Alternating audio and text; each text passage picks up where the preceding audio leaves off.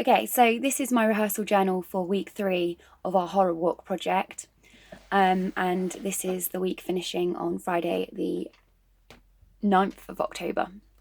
Okay, so this week we basically risk assessed the location, and we had to walk around the campus with Chris and Lydia to assess the site and look at possible issues such as slip, trips, and falls, weather conditions. Because obviously, if there's adverse weather, like it's raining on the night, what can we wear to keep ourselves warm? So lots of practical elements to protect ourselves as cast members. So even having like flasks with warm water, because it is going to be cold. I mean, it's very likely going to be cold because it's October, and it's also dark, so that's another element to take into consideration. And also, we're going to be on our feet a lot, doing the run 11 times, resetting 11 times. So we're going to need stamina, and we're going to have to look after our voices. And so there's a lot of different implications, because it's not your typical format where we're just on a stage, we do the one performance, and then we go home. It's a site-specific performance. It's interactive theatre. It's a lot more physical. It's a lot more demanding on us as performers. So obviously the risk assessment with this was quite complex, and we also had to take into consideration COVID, which is like a huge issue for the arts at the moment. So obviously a lot of performances aren't going on because theatres have been closed and the industry's kind of shut. So we're having to get around that and do it in this style of theatre. And then there's obviously the problems that arise, such as how do we protect the audience members, and their rights, because obviously if they're coming to a performance, they're then putting themselves at risk of catching COVID and etc. There's also other hazards such as the cars, because we're going to be operating around moving cars. And so that brings up a lot of issues. So we've got to be very, very aware of our spatial awareness, which is on my skills audit. So I'm going to have to be thinking about, blocking and where I am and where I'm supposed to be. Because if I'm in the middle of the road when the cars are moving and it's dark and, for whatever reason they're looking at something else, I could be putting myself at risk, and other people can be putting themselves at risk. So we all have to be very aware of where we're supposed to be at certain times. So we also looked at things like the electricity protection, and Chris that'll be his domain. So he'll be ensuring that the all of our electrical setup. So, for example, the video projector is going to be behind windows, so that the speakers should be protected from the weather, etc. Instead of having outside lighting, we're going to have torches that sort of uplight trees, so that looks quite creepy, and head torches that look down on us, so that our faces can just be lit and are kind of going to glow in the dark. So it's basically just the logistical part of covering our backs in case of an issue. And it was obviously in this case very imperative that we're thorough because of the current situation, and also just because of the format of our performance being outside, being cold, dark, an October night. So I quite enjoyed writing up the risk assessment in the end, but to be honest, I didn't have such a good week, and I think I struggled with just the rules, really. Sometimes I think I've got all those ideas and I think, oh yeah, but we've got to cover the lights and it's got to be like really dark because otherwise it's not scary. And, audience members are paying to come and see this performance. They should have the sort of most intense experience. And Chris sort of said, no, we can't cover the lights. We have to have the campus lit at all times. It's health and safety. And I think whilst I find health and safety rules quite inhibiting, I also have to kind of remind myself that it's really important that they're there, and like members of the public expect the campus to be lit up, so if they're and other staff members use the campus and will be using the site even when we're performing. So there's a lot more to take into consideration, and even though it feels like it affects the aesthetic or the atmosphere of the project, that is just the way it is, so I had to kind of suck it up.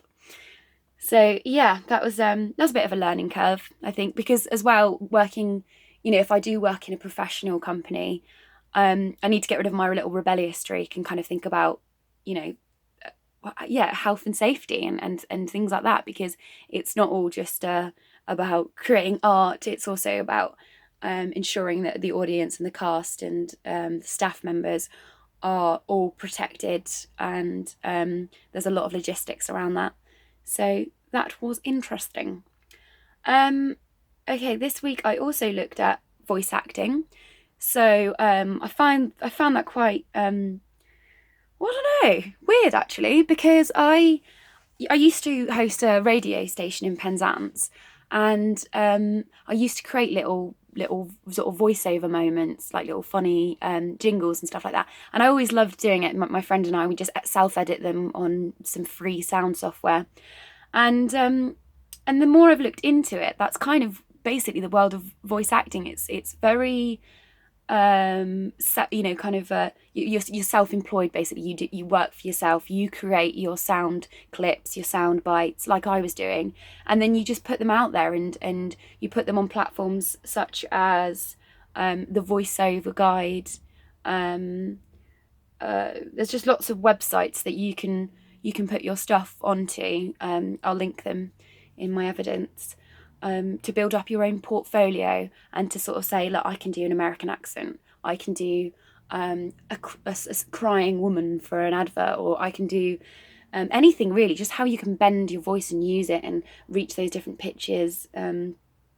Yeah, but what I found fascinating as well is that basically voice acting it's such a saturated industry, because a lot of people want to do it, because you can just sit at home and record your voice and then send it off and get paid for an advert. Brilliant. You don't have to go anywhere anymore.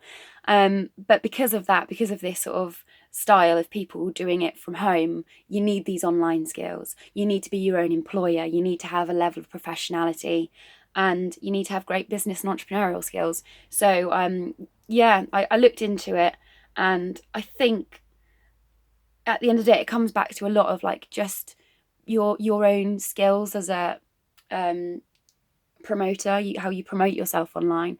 And a quote I read was saying, look, you can have all the sort of skills at creating accents and changing your voice as you like, but if you're not good at people skills and convincing people that you're the right person to employ, then you're not going to get the job.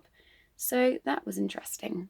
There's not so much more to report on for this week, because I wasn't very well, so I had a day off, and it was. I think we're going to achieve more next week. I found it quite difficult, because on the Thursday we were left. Obviously, every Thursday we're left as a group to devise work and work on it ourselves. And I found like the group dynamic was quite difficult, because I really appreciate the fact that there's certain members in the group who are like bigger personas, and they sort of take charge, and they fill Lydia's boots when she's not there.